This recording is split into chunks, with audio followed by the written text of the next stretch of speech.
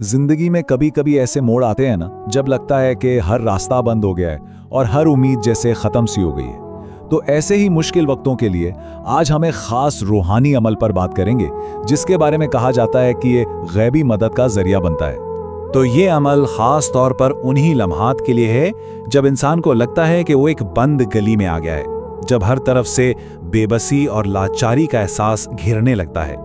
कभी ऐसा महसूस होता है कि जैसे कोई सहारा ही नहीं बचा और हर दरवाजा बंद हो चुका है। बस इसी कैफियत में एक उम्मीद की किरण के तौर पर यह रूहानी अमल तजवीज़ किया गया है। माखज़ में इस कैफियत को, इस एहसास को कुछ यूं बयान किया गया है, जब कोई आपकी मदद नहीं कर रहा हो, जब तमाम रास्ते बंद हो चुके हों, जब आप शदीद मायूसी में हों। ये अल्फाज इस गहरी बेबसी की तस्वीर कशी करते हैं जिसकी हम बात कर रहे हैं। तो सवाल ये है कि इस गहरी मायूसी का हल क्या है? माखज़ एक ख़ास रूहानी अमल की तरफ रहनुमाई करता है जो उम्मीद का एक नया रास्ता दिखाता है। तो ये अमल है क्या? सीधे अल्फाज में ये एक ऐसी इबादत है जिसके बारे में कहा जाता है कि इसके जरिए अल्लाह ताला गैबी मदद भेजता है, और यही इस अमल का बुनियादी वादा है।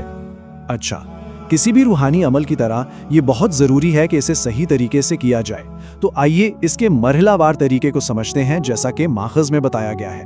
इस अमल की सबसे अच्छी बात उसकी सादगी है।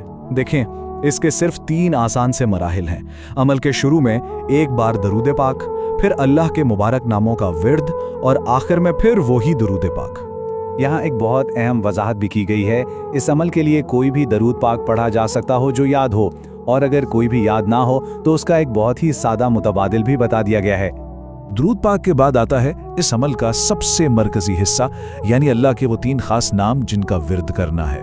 पहला नाम है या मालिकू, दूसरा नाम या वहाब, और तीसरा मुबारक नाम है या रज़्ज़ाकू। यहाँ एक बहुत ही अहम बात है जिसे समझना ज़रूरी है। इन तीनों नामों को एक साथ पढ़ने पर एक मर्तबा शुमार किया जाएगा, यानी या मालिको, या वहाबो, या रज़्ज़ाको। जब ये तीनों नाम एक साथ पढ़े जाएंगे तो इसे एक मर्तबा गिना जाएगा। और इस तरह इन तीनों नामों के मजमूए को पूरे 100 मर्तबा पढ़ना है।